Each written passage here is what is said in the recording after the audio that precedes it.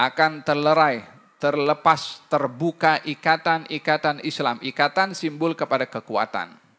Katanya ikatan-ikatan Islam ini akan terbuka satu demi satu. Yang pertama, pemerintahan akan terbuka. Maksudnya ditinggalkan. Tidak lagi ada orang yang praktis. Yang terakhir, wa akhiruhunna as-salah. Yang terakhir akan terlepas ikatan itu adalah salat. Sehingga salatnya, tak apa, kita ganti saja.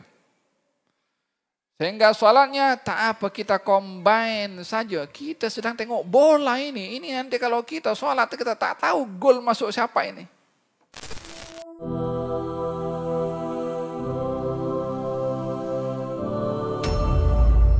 Ulama memberikan pendapat apa maksud menghilangkan salat atau mengabaikan salat.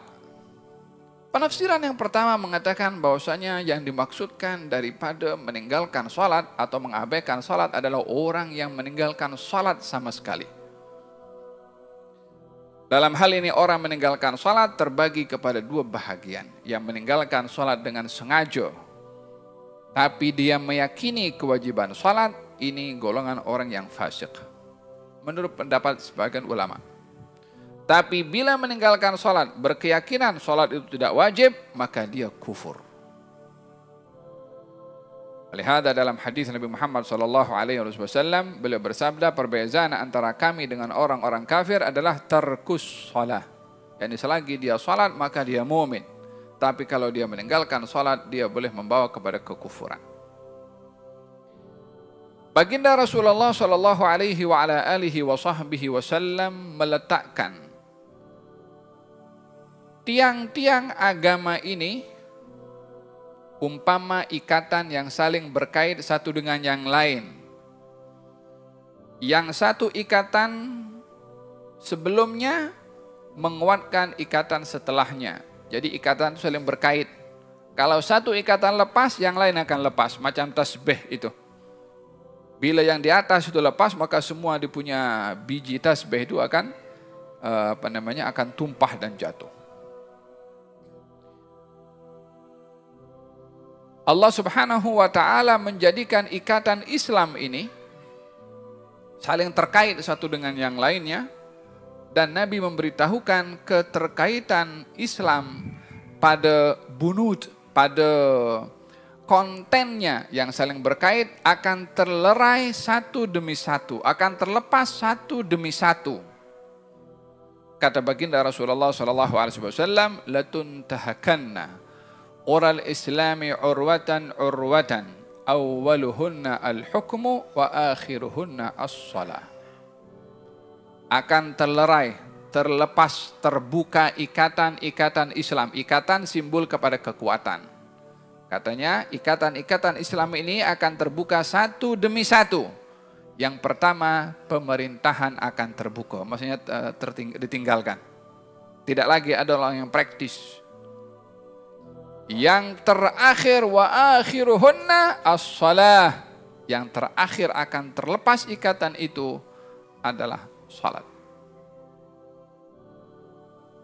Maksud daripada salat itu terlepas ikatannya bukan bermakna hanya orang tidak salat, tetapi mempunyai makna yang lebih dalam.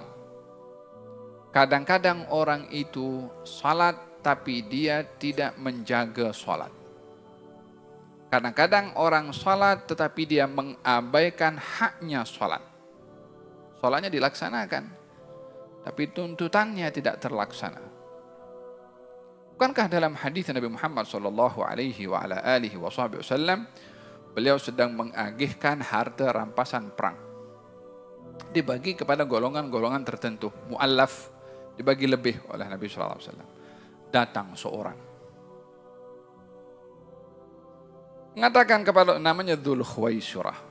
Katanya, ya Muhammad, adillah kamu dalam mengagihkan ini. Yani harta ini dibagi oleh kamu tidak adil. Marah Nabi. Katanya, kalau aku tidak adil, siapa yang lebih adil? Lelaki itu tinggalkan majelis, dan memalingkan wajahnya, meninggalkan, membelakangkan baginda Rasulullah SAW yang sedang menegur kepadanya. Maka Nabi bersabda tentang orang ini. Apa kata Nabi SAW? Saya khruju min dhi'di hadha, akan keluar daripada sulbi orang ini. Siapa mereka? Katanya, yahqiru ahadukum salatahu ila salatihim wa siyamahu ila siyamihim. Akan keluar daripada sulbi orang ini golongan orang, kalau kamu tengok solatnya, kamu akan kata, apalah solat aku dibandingkan solat orang ini. Bermakna dia ahli sembahyang, sehingga dia melihat tak ada apa-apanya aku punya solat. Ini orang ahli dalam solat, jaga dia punya solat. Secara zahir lah. Dia berpuasa, dia kata, apa puasa aku dibanding dengan puasa orang itu. Tetapi yakhrujuna minad din kama yakhrujus sahmu minar ramiyah. Tapi orang yang sholat tadi itu akan keluar daripada ugama umpama keluarnya anak panah daripada busurnya. Sholat, tapi penghayatannya tidak ada.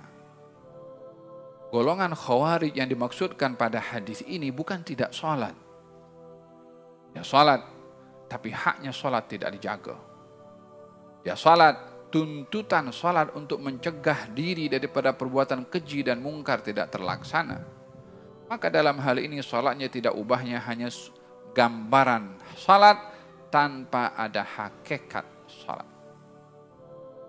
Oleh sebab itu dalam ayat ini diingatkan kepada kita bagaimana kita tidak menjadi orang yang mengabaikan sholat. Bukan hanya menjaga sholat praktikalnya, tetapi kesan daripada sholat yang perlu kita jaga supaya sholat kita menjadi sholat yang sempurna. Kam min sha'imin laisa lahu min siyamihi illa dhama' wa kam min qa'imin laisa lahu min qiyamihi illa as-sahar. Berapa banyak orang berpuasa tak dapat apa-apa daripada puasanya kecuali haus. Berapa banyak orang dia sholat tak ada apa-apa daripada sholatnya kecuali letih sahaja. Wal'iyadzubillah. Penafsiran ayat ini golongan orang-orang yang mengabaikan sholat. Yang pertama, orang meninggalkan sholat langsung. Yang kedua, orang meninggalkan sholat bila sengaja dengan berkeyakinan sholat itu wajib namanya fasik. Orang kalau meninggalkan sholat dengan berkeyakinan sholat itu tidak wajib maka hukumnya kafir. Makna yang kedua kepada mengabaikan sholat adalah orang yang dia cuai daripada menjaga waktu sholat. Sehingga sholatnya dilakukan diakhirkan. Sehingga sholatnya tak apa kita ganti saja. Sehingga sholatnya tak apa kita combine saja. Kita sedang tengok bola ini. Ini nanti kalau kita sholat kita tak tahu gol masuk siapa ini.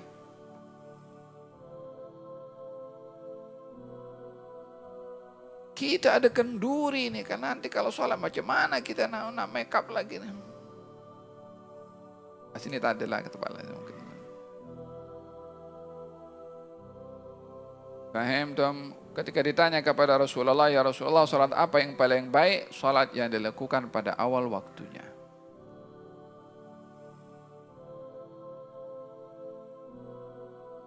Fakhalafa min ba'dihim khalfun adha'us salah, mengabaikan salat. Jadi yang pertama tadi maksudnya adha'us salah, meninggalkan salat. Yang kedua, mengakhirkan salat daripada awal waktunya. Yang ketiga adalah mengabaikan tuntutan salat. Salatnya dilaksanakan tepat pada waktunya, tapi tidak mencari tahu implikasi daripada salat. Saya sudah salat, apa kesan salat pada saya?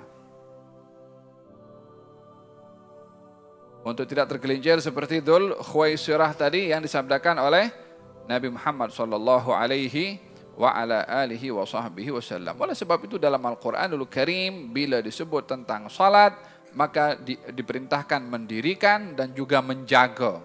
Saya ulang berkali-kali dalam majelis ini. Salat itu Allah perintahkan didirikan dan diperintahkan dijaga. Aqimis salata lidzikri. Tunaikan salat, dirikan salat untuk ingat kepada aku.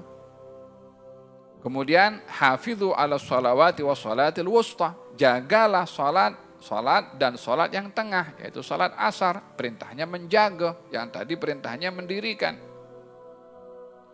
Mendirikan salat, tuntutan salatnya, rukunnya, adabnya. Jagalah salat, implikasi daripada salat sebelum salat dan selepas salat. Adakah bermakna kalau orang salat itu tidak boleh, tak mungkin tergelincir kepada dosa? Namanya manusia tergelincir kepada dosa. Tetapi beza orang tergelincir kepada dosa, dia insaf dan sedar, tahu kalau dia berbuat salah. Dan insaf ingin bertaubat dengan orang berbuat salah tanpa dia ingin bertaubat. Walaupun dia salat. Nah,